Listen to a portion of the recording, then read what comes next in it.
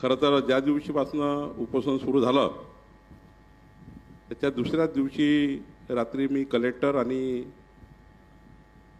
बच्चूभाऊ आणि मी या विषयावर संवाद केला होता आणि संवादामध्ये मी बच्चूभाऊला त्या दिवशीच विनंती केली होती, दुसऱ्या दिवशीच आंदोलनाच्या, की बच्चूभाऊ आपण मी पालकमंत्री म्हणून माझी विनंती आपल्याला आहे की आपण मी उद्या येतो पण या ठिकाणी थोडा तोडगा काढू आणि तोडगा काढून त्या ठिकाणी थोडं या ठिकाणी आंदोलनाबद्दलची रूपरेषा त्या ठिकाणी थोडी कमी केली पाहिजे अशी विनंती त्या दिवशी मी केली होती। माननीय बच्चू कडूजींनी मला सांगितलं होतं की तुम्ही किमान आपल्या राज्याचे जे मंत्री आहेत, पशुसंवर्धन मंत्री, ग्रामविकास मंत्री, अपंग कल्याण मंत्री, या ठिकाणी पणन मंत्री, आपले 4 महत्त्वाचे मंत्री यांच्याशी माझी बोलणं करून द्या, व्हिडिओ कॉल करून द्या। राज्याचे जे प्रधान सचिव आहेत, जे राज्याचा प्रशासन आहे, त्यांच्याशी बोलणं करून द्या। मागच्या 4 दिवसापासून मी सतत जिल्हाधिकारी मार्फत बच्चूभाऊशी बोलतो, असा एकही दिवस नाही की बच्चूभाऊशी माझं बोलणं झालं नाही आहे।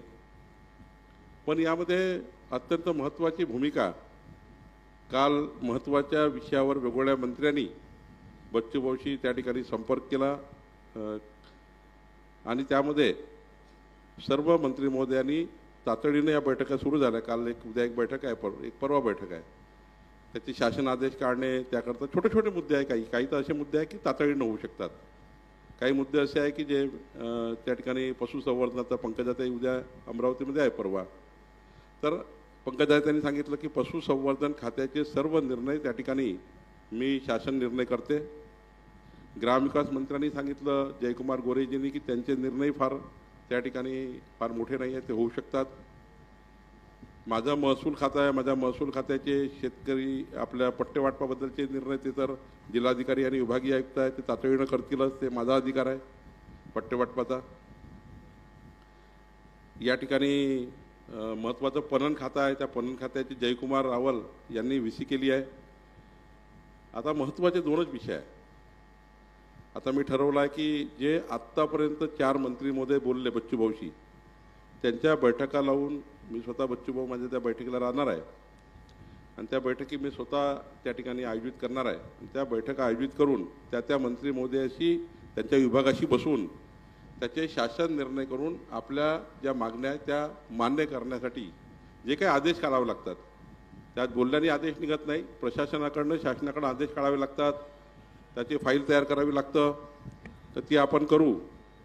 तर त्याच्यानंतर महत्त्वाचे 2 विषय आहे की एक विषय आता मी स्वतः माननीय मुख्यमंत्र्यांशी स्वतः त्या ठिकाणी बच्चूभाऊ आणि मी चर्चा केली आहे।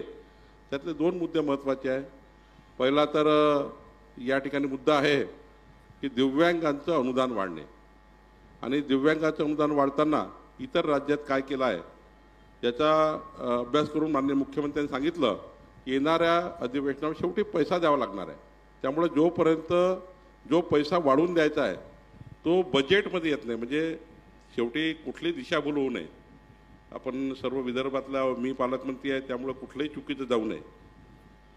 कुठलाही पैसा वाढवताना कुणालाही अनुदान देताना त्या ठिकाणी बजेटमध्ये आणावं लागतं। त्यामुळं 30 जूनला जे अधिवेशन चालू होत आहे त्या अधिवेशनात जी मागणी, म्हणजे शेवटी यावर्षी किती खर्च लागणार आहे मागणी येतं, त्या बजेटमध्ये या ठिकाणी दिव्यांगाचं अनुदान वाढवण्याकरता आता ते किती वाढणार आहे याचा थोडा अभ्यास करावा लागेल। बच्चूभाऊ, मुख्यमंत्री, मी आणि आपले सर्व त्या ठिकाणी लोक पुन्हा बसू, एकनाथ शिंदे साहेब, अजित पवार साहेब, अजितदादाकडे फायनान्स डिपार्टमेंट आहे, अजितदादा, एकनाथजी, मी, मुख्यमंत्री आणि बच्चूभाऊ आम्ही असं बसू आणि त्याच्यात किती वाढ आणि ती वाढ बजेटमध्ये आली पाहिजे, नाहीतर आश्वासन हे खोटं असतं। त्यामुळे चुकीचं आश्वासन देऊन कुठली दिशाभूल आम्हाला करायची नाही आहे। शेवटी आंदोलन सोडणे नाही सोडणे हा शेवटी बच्चूभाऊचा पूर्ण अधिकार आहे। मी त्यांना विनंती करायला आलो आहे की ते आपल्या सर्वांना या ठिकाणी विनंती करतील की आपण सरकारला थोडा वेळ दिला पाहिजे, हे विनंती करतील। पण शेवटी दुसरा विषय असा आहे, येणाऱ्या जुलैच्या अधिवेशनामध्ये म्हणजे 30 जूनच्या अधिवेशनात अपंगाचं मानधनाची वाढ ही बजेटमध्ये आणून त्या बजेटच्या माध्यमातून पैसे वाढवावे लागतील, हा एक महत्त्वाचा मुद्दा या ठिकाणी माननीय मुख्यमंत्र्यांची चर्चा झाली। दुसरं महत्त्वाचं आहे की कर्जमाफी. शेवटी आताच बच्चूभाऊ माननीय मुख्यमंत्री बोलले की कर्जमाफीचा जो क्वांटम असतो तो एका दिवसात डिसाईड करता येत नाही. समजा कर्जमाफी घोषित केली आणि ती जर चुकीची निघाली तर त्याच्यात मग जनतेला फसवणूक आहे. शेतकऱ्याला कोणत्याही परिस्थितीत फसवायचं नाही आहे.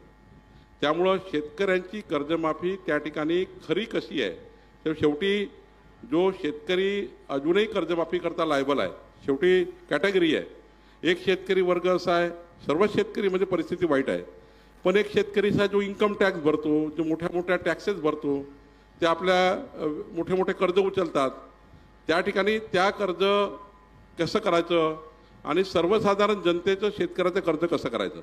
दोन भाग असतात कर्जाचे. एक भाग असतो त्या ठिकाणी की जो अल्पभूधारक, मध्यमवर्गीय आणि त्याच्यापेक्षा मध्यमवर्गीय म्हणजे 5 एकरच्या आतमध्ये काय, 10 एकरपर्यंत काय, 15 एकरपर्यंत काय, 20 एकरपर्यंत काय, 50 एकरच्या शेतकऱ्याचं काय. शेवटी याची कॅटेगरी आहे शेतकऱ्यांची. आणि शेतकऱ्याच्या कॅटेगरीमध्ये काही लोक अत्यंत इन्कम टॅक्सपर्यंत भरणारे लोक आहेत. त्यामुळं त्यांच्याबद्दलचा काय निर्णय करायचा, शेतकऱ्याबद्दल काय निर्णय करायचा, त्याच्या छोट्या 5 एकरच्या आतमध्ये काय निर्णय करायचा, त्यानंतर बँकांनी कर्ज दिलं पाहिजे शेतकऱ्यांना, याच्याबद्दल काय निर्णय करायचा.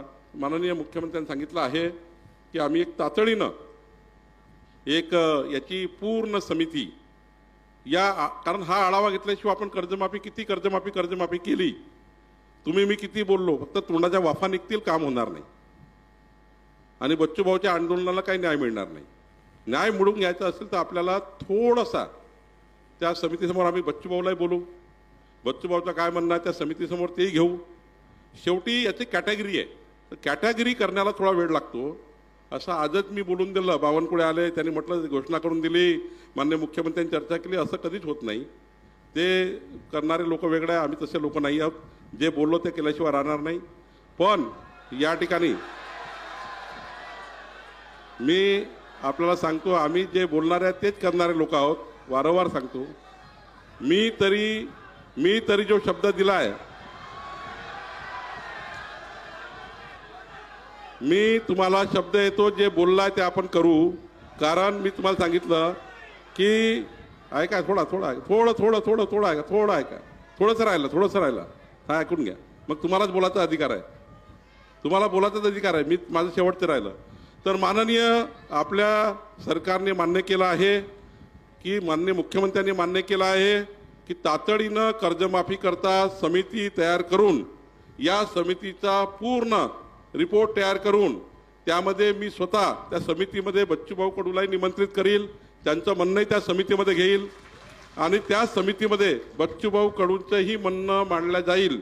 त्या समितीसमोर बच्चूभाऊ कडूंनाही बोलवण्यात येईल आणि त्या समितीसमोर बच्चूभाऊ कडूंचं पूर्ण म्हणणं, 5 एकराबद्दल काय, 10 एकराबद्दल काय, 15 एकराबद्दल काय, हेही म्हणणं घेण्यात येईल. आणि त्या समितीचा रिपोर्ट आल्याबरोबर माननीय मुख्यमंत्र्यांनी सांगितलं की आम्ही या राज्याची कर्जमाफी करू, काही अडचण नाही आहे, पण समितीचा रिपोर्ट मात्र येऊ द्यावा लागेल, कॅटेगरी करावा लागेल, कॅटेगरायझेशन करावं लागेल. नाहीतर कधी काय होतं, कधी माझा कोणा आरोप नाही आहे, हे अदरवाईज घेऊ नका, तुम्हाला जे वाटलं ते वाटू द्या, मी काही चुकीचं सांगणार नाही. कधी काय होतं, ज्या गरीब माणसाला कर्जमाफी व्हायला पाहिजे तो राहून जातो बाजूला आणि ज्याची नाही व्हायला पाहिजे त्याची होऊन जातं. म्हणजे शेवटी कॅटेगरी आहे एक प्रकारची.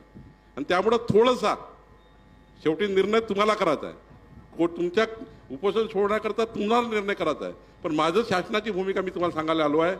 या 2 गोष्टी मात्र ज्या महत्त्वाच्या आंदोलनाच्या आहेत, ज्या राज्याकरता महत्त्वाच्या आहे, समाजाकरता महत्त्वाच्या आहेत, त्या दोन्ही गोष्टीबद्दल शासन विचार करतं आहे. माझी विनंती माननीय बच्चूभाऊ कडूंना आहे की शासनातर्फे विनंती आहे, माननीय मुख्यमंत्र्यांतर्फे विनंती आहे. या ठिकाणी जसं 6 दिवस झाले आपण माझ्या संपर्कात आहे, आजही माझी विनंती आपल्याला आहे की आपण कृपया काही दिवस सरकारला वेळ द्यावा. पुढच्या या आठवड्यामध्ये, म्हणजे या आठवड्यात बाकी विभागाच्या बैठकी लावून मी निर्णय करून देतो. 2 निर्णय मात्र, एक होईल बजेटमध्ये येणाऱ्या 30 जूनच्या अधिवेशनात दिव्यांगाचा, आणि एक होईल त्या ठिकाणी आपल्या समितीचा रिपोर्ट आल्याबरोबर. हे 2 त्या ठिकाणी विषयाला थोडा न्याय द्यावा लागेल किंवा वेळ द्यावा लागेल, एवढीच विनंती बच्चूभाऊला आहे. माननीय बच्चूभाऊ माझ्या विनंतीला मान्य देतील आणि बच्चूभाऊला हे माहिती आहे. त्यांचा